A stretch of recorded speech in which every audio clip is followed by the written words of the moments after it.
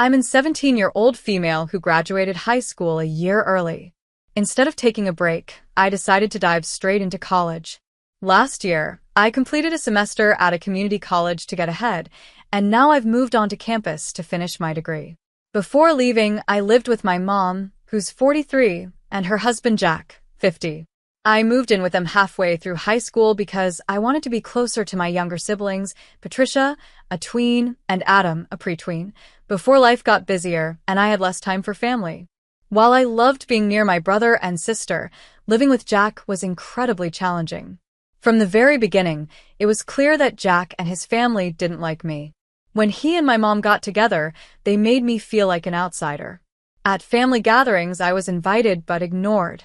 I'd have a seat at the table, but no one talked to me. Instead of being in family photos, I was the one asked to take them. Whenever I tried to join in or connect, I was told that it was just for the family, a phrase that stung every time. Things became worse after my siblings were born. Jack's family warmly embraced them, showering them with love and attention, while making it blatantly clear they didn't want anything to do with me. Jack himself would plan family outings but either leave me at home or tell me outright that I wasn't invited. One of the most hurtful moments came on Mother's Day a few years ago. Jack's sister gave my mom a locket with pictures of Patricia and Adam, saying it was so she could always keep her two children close to her heart. My mom didn't even glance at me, let alone acknowledge the hurt I was feeling. After that, I stopped trying. I realized I'd never truly be part of this new family because they simply didn't want me there. Over the past year, I began quietly packing my things, either sending them to my dad's house or preparing them for when I moved to college. On Sunday, the day finally came for me to leave. I packed everything up and left for my dorm, ready to focus on my own life and leave behind a situation where I always felt unwanted. Despite the challenges, I'm excited for this fresh start and the chance to build a future on my own terms. I plan to take all my stuff in my car and drive myself to campus for move-in day. My dad met me there, and we spent the day decorating my dorm room together. My mom, however, thought I was just spending the weekend with my dad. When I called to let her know I wouldn't be coming back because I had already moved into my dorm, she got really upset. I had mentioned the move-in date to her weeks ago, but I guess she either forgot or didn't think it was real. She assumed this was just a typical weekend trip. She told me it was hurtful that I excluded her from such a significant moment in my life, adding that as my mom, it's her job to be there for milestones like this. I didn't hold back when I replied. I reminded her that she's been letting her husband, Jack, exclude me from her life since the moment they started dating. Because it never seemed to bother her, I honestly didn't think it would matter if I didn't involve her in this part of my life either. At first, I felt justified saying this. It's what I've been feeling for years. But I could hear the hurt in her voice, and now I'm questioning myself. Maybe I was too harsh. Maybe I went too far. For so long, I felt like an outsider in my own family, and my mom never stepped in to defend or include me. Every time Jack or his family left me out, she didn't say, "This is my child too," or insist I be included in pictures or events. She chose to keep the peace with Jack, even though it hurt me.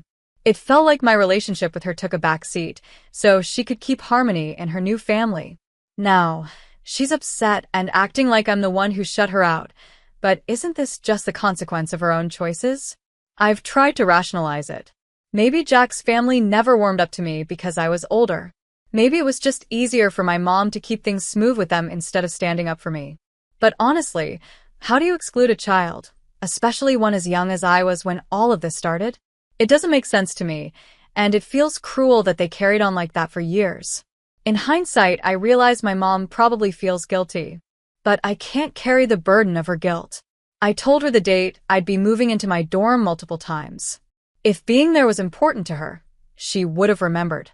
She's dealing with the consequences of the choices she made long ago, and while I don't wish her pain, I also can't pretend it's all my fault. At the end of the day, I'm just trying to live my life and move forward. I'll always love my mom, but I've spent too long feeling like I don't belong in her world. Now, it's time to create a world of my own where I do belong. I felt conflicted about the anniversary of my nephew's passing. It was such a heavy and emotional day for my family. At the same time, I couldn't help feeling a little down about not being able to celebrate my birthday the way I used to. My girlfriend noticed this and wanted to do something to make me feel loved, even in a small way. That morning, I went to my sister Ashley's house to support her. She's still deeply grieving the loss of her son, and I wanted to be by her side. I stayed with her until almost lunchtime when my mom came to take over.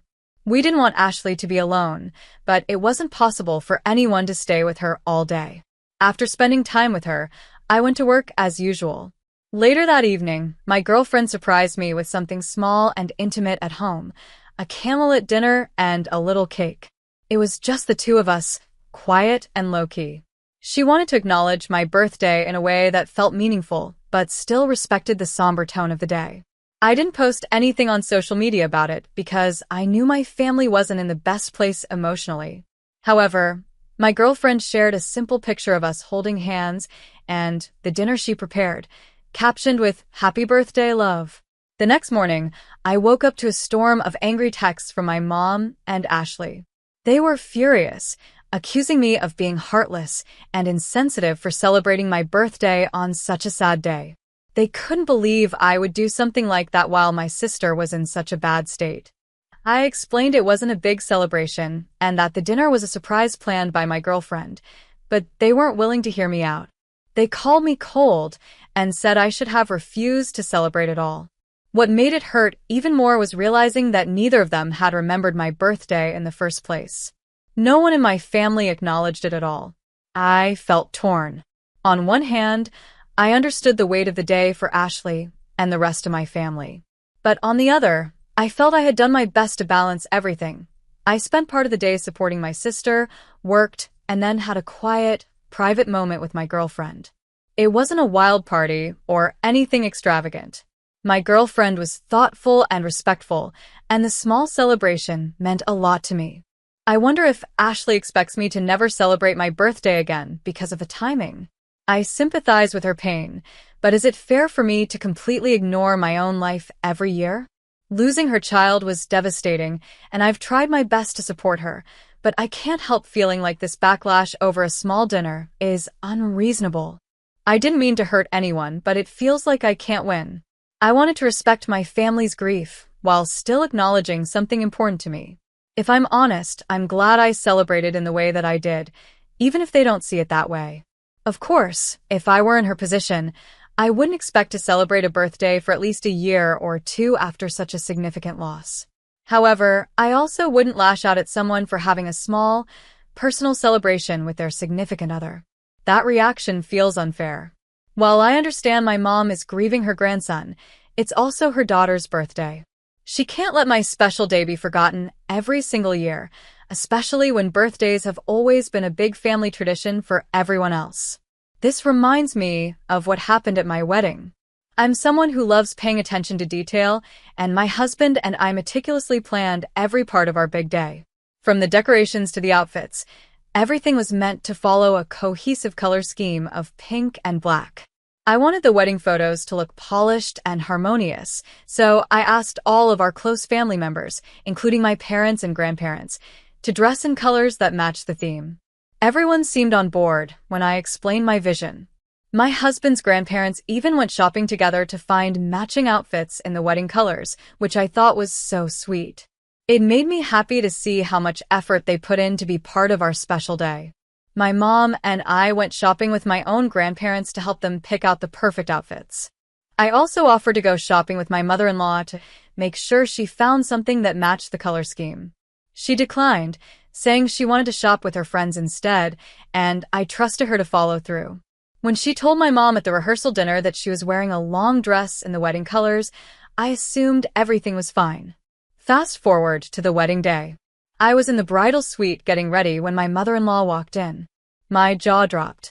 She was wearing a royal purple ball gown that was completely outside the color scheme. On top of that, she had done her makeup in a way that felt completely over the top, neon blue eyeshadow and bright pink lipstick. Her husband, my father-in-law, was wearing a matching purple tie. It was so jarring that they stuck out like a sore thumb compared to everyone else. I was furious but decided to bite my tongue. I didn't want their choice of outfits to ruin my wedding day. Later, during the photos, my father-in-law asked me how he looked. I couldn't hold back and replied, "You and mother-in-law look like big, sore purple thumbs." He seemed confused and asked what I meant, so I explained that they knew about the dress code but still decided to wear something that made them stand out in every photo. He said he just wore what his wife picked out for him and promised to talk to her about it. My mother-in-law confronted me later that evening, asking what my problem was. I asked her why she lied about her outfit choice when she told my mom she was wearing something in the wedding colors. She admitted that she never bought a dress to match the color scheme. Instead, she chose the purple dress because it felt more true to her, and that's what mattered most. I tried to let it go and told her that it was fine. I'd just fixed the pictures in post-production to make everything cohesive. That's when she got upset. She told me I wasn't allowed to edit anything in the photos because they helped pay for the photography. According to her, any changes would be disrespectful and unacceptable. Her blatant disregard for our plans and her insistence on standing out at our wedding left me feeling hurt and disrespected. While I understand that she wanted to express herself, a wedding isn't just about one person's individuality. It's about celebrating the couple and their vision for the day. Her actions made it feel like she valued her preferences more than respecting us on our special day. During the wedding, after the confrontation with my mother-in-law, I made it clear that any pictures I personally post featuring her would be altered on my end. She and my father-in-law have no control over what I do with the photos I share. After saying my piece, I excused myself and focused on enjoying the rest of my wedding day, refusing to let her antics ruin the event. Unfortunately, my mother-in-law has a long history of making situations about herself. She loves to drop little comments like, "Well, I am the mother of the groom, so my opinion counts, or I can make decisions too. I'm the groom's mother after all." She even tried to justify her interference by reminding us that they were contributing financially to the wedding. In reality, my parents paid for 80% of the wedding. My in-laws' contributions included covering the photographer and the rehearsal dinner. The photographer was a friend of theirs and only charged $1,000 for the entire night, while the rehearsal dinner cost $400 because they chose the most basic and inexpensive options possible. While we appreciated their help, their contributions didn't give them free rein to ignore our wishes or hijack the day. I've been questioning myself. Was I too harsh when I called out my mother-in-law and father-in-law? Did I cross a line by making it clear I'd alter photos to ensure they matched the vision for my wedding? Some might think I was being petty, but I truly don't believe I was wrong. These are my wedding photos, not hers. If their financial contribution came with strings attached, like trying to control how I manage my photos, they should have made that clear long before the wedding. The truth is, I think my mother-in-law planned this from the start. By choosing to pay for the photographer, she likely thought she could use that as leverage to do what she wanted and stand out in the photos. It wasn't just an innocent mistake. She chose her royal purple dress, over-the-top makeup, and flashy presents to intentionally draw attention to herself. Some might call it a bold move, but to me, it was selfish and completely out of line. Honestly, if she wanted to rebel against a color scheme, she could have gone with something like an all-black funeral-style outfit. At least that would have technically fit with the theme. But no, her goal was to stick out and ensure that everyone noticed her, regardless of how it made the rest of us feel. Now, I'm just trying to move forward. I plan to edit the photos as needed and make sure my wedding album reflects the day the way I envisioned it. I've even considered doing something funny, like editing one photo so everyone is dressed in purple and sending it to her as a joke. My husband and I might not hang a group photo with her in it over our bed, but we'll laugh at the ridiculousness of her antics whenever we look at those pictures. Of course, I'm aware that some might find this whole situation exhausting. Maybe they'd argue I should have let it go and not micromanaged the color scheme. But I don't think setting expectations for a once-in-a-lifetime event like your wedding makes you a control freak. Mother-in-law's actions were designed to provoke, and while I could have ignored her, she didn't just push boundaries, she stomped all over them. In the end, I've learned to pick my battles. My wedding day wasn't about her, and my focus is now on cherishing the good moments and the love I share with my husband. The drama will fade, but the memories we created, minus the purple dress drama, will last forever. I wanted to do something special for my niece Kimberly on her birthday. At first, I planned to get her a Chromebook because her old laptop had broken and I knew her mom, my sister Stephanie, couldn't afford to replace it. But then I thought about how much Kimberly loves gaming and how she's never really had the chance to own something like that. I decided it would be nice to spoil her for once since she rarely gets anything extravagant. So instead of a Chromebook, I bought her a gaming laptop as a birthday gift. Kimberly was thrilled, and it felt good to see her so happy. However, things took a sharp turn when my other sister, Angela, called me a few days later. She was furious and accused me of playing favorites. She said it wasn't fair that I gave Kimberly such an expensive gift while only giving her son Peter a pair of shoes for his birthday. Angela even pointed out that I spend more time with Kimberly than I do with her kids, Shirley and Peter. The thing is, it's not about favoritism, it's about circumstances. Kimberly comes from a struggling household. Stephanie is doing her best as a single mom but can't afford many extras for her daughter. Angela's family, on the other hand, is well off. Her kids have everything they need and more, but they're also a little spoiled. I find it easier and more enjoyable to spend time with Kimberly because she genuinely appreciates the attention, while Shirley and Peter tend to take things for granted. Over the past few days, Angela has taken this issue to our extended family and even aired her grievances on Facebook. She's been calling me names and making me out to be the bad guy for getting Kimberly a gaming laptop. According to her, I'm heartless and an idiot for treating the kids unequally. It's frustrating because I didn't intend to hurt anyone. I just wanted to do something nice for my niece who rarely gets a chance to have anything special. I understand where Angela is coming from in one sense. Kids don't look at situations like this with an adult perspective. They won't think about the financial struggles Kimberly's family faces compared to their own privileged lives. Instead, they'll see that their cousin got something amazing while they didn't, and that could hurt their feelings. I get that, but I also feel like Angela is missing the bigger picture here. If she's so concerned about fairness, why hasn't she stepped up to help Kimberly herself? She has the resources to do so, yet she's angry at me for doing what she hasn't. The way I see it, this isn't about favoritism. It's about recognizing need. Kimberly's life is different from her cousin's because her mom can't afford the luxuries that Angela's kids take for granted. I stepped in to give her something she wouldn't have otherwise, and I don't think that's wrong. Angela could easily do the same thing if she wanted to, but instead of helping, she's more focused on criticizing me. That said, I do recognize that kids often don't understand concepts like fairness or privilege. They just see one cousin getting more attention and a more expensive gift, and it can feel unfair to them. In hindsight, I probably should have handled things differently. Maybe I could have balanced things by giving Shirley and Peter something thoughtful too, even if it wasn't as big as the gaming laptop. I didn't mean to make anyone feel left out, but I also won't apologize for wanting to support my niece in a way that her mom can't. Angela's anger feels misplaced. Instead of getting upset with me, maybe she should think about how Kimberly feels when she sees her cousins always having nice things that she can't have. If Angela truly cared about fairness, she could help Kimberly too, instead of expecting me to fix everything. At the end of the day, my goal was to make Kimberly feel special and give her something she deserved but couldn't get on her own. I hope someday Angela and her kids can understand that it wasn't about playing favorites, it was about doing something kind for someone who needed it most. I'm a 32-year-old woman and part of a friend group that meets for dinner about twice a month. There are usually 7 to 9 of us, depending on everyone's schedules. We take turns choosing restaurants we want to try, and most of the time, we all have similar tastes. Last year, one of my friends, Linda, asked if her friend Jennifer could join us. Jennifer had just moved to our city, and Linda thought it would be a nice way for Jennifer to make friends and settle in without feeling too much pressure. Jennifer turned out to be really nice and funny, and she's now close friends with all of us.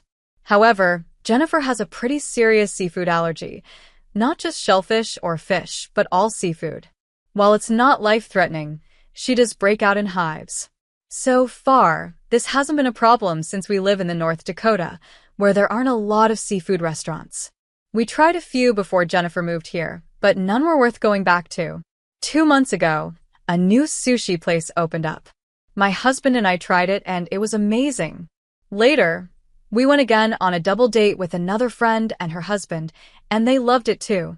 When it was my turn to pick our group's next dinner spot, I suggested the sushi place. A few friends were excited to try it, but Linda reminded us about Jennifer's allergy and asked if I could pick somewhere else. Unfortunately, this sushi restaurant doesn't have many non-seafood options. They offer a few appetizers like dumplings and edamame, but nothing that would make a full meal for Jennifer. So, I changed my pick to another restaurant that everyone, including Jennifer, could enjoy. The next week, I asked the friends who were interested in the sushi place if they wanted to go there with me outside of our regular group dinners. They agreed, and a small group of us went. It wasn't part of our normal dinner schedule, just a casual outing. But somehow, word got around that we'd gone to the sushi place without inviting everyone. Linda, Jennifer, and another friend were upset. They felt like we were purposely excluding people. From my perspective, though, this isn't middle school. We're allowed to hang out in smaller groups outside of our full group dinners. Since Jennifer has a seafood allergy, it wouldn't make sense for her to attend a meal at a sushi restaurant anyway. Our regular group dinners are still happening, but this was a one-time thing with a smaller group. I tried to explain that it wasn't about excluding anyone, especially not Jennifer. It's just that sometimes smaller groups form for specific outings like this one. I wasn't trying to hurt anyone, I just wanted to enjoy a meal at a restaurant I love with friends who could eat there. I could have insisted on going to the sushi place with the whole group from the start, but I didn't. I changed my choice to accommodate Jennifer's seafood allergy. Later, I went to the sushi place with a few friends who wanted to try it. Now Linda and Jennifer are upset, saying I went behind their backs and created division in the group. It's turned into a big mess, with people taking sides and pointing fingers. In my opinion, I'm not in the wrong. I picked a different restaurant for our main group dinner so everyone, including Jennifer, could enjoy it. The sushi outing wasn't part of the group's scheduled dinners. It was just a casual meal with a few friends who were interested. They can't expect me to completely avoid seafood forever just because one person in the group has an allergy. Linda seems more like Jennifer's mom than her friend in this situation. Jennifer is an adult and can decide for herself if she wants to join or sit out when we choose a seafood restaurant. That said, I also understand why Linda wanted to stand up for Jennifer. Jennifer is new to the city, and Linda invited her to join our dinner group to help her make friends. It's nice of Linda to look out for her and make sure Jennifer doesn't feel like a burden to a group of people she doesn't know very well. But this whole situation has blown out of proportion. It's ridiculous that people are upset just because a few of us wanted sushi and went to get it without the entire group. As I said before, this is a middle school. Friends are allowed to do things in smaller groups outside of the main group without it being a big deal. There was no intention to exclude anyone or cause drama. It was just a simple meal with friends.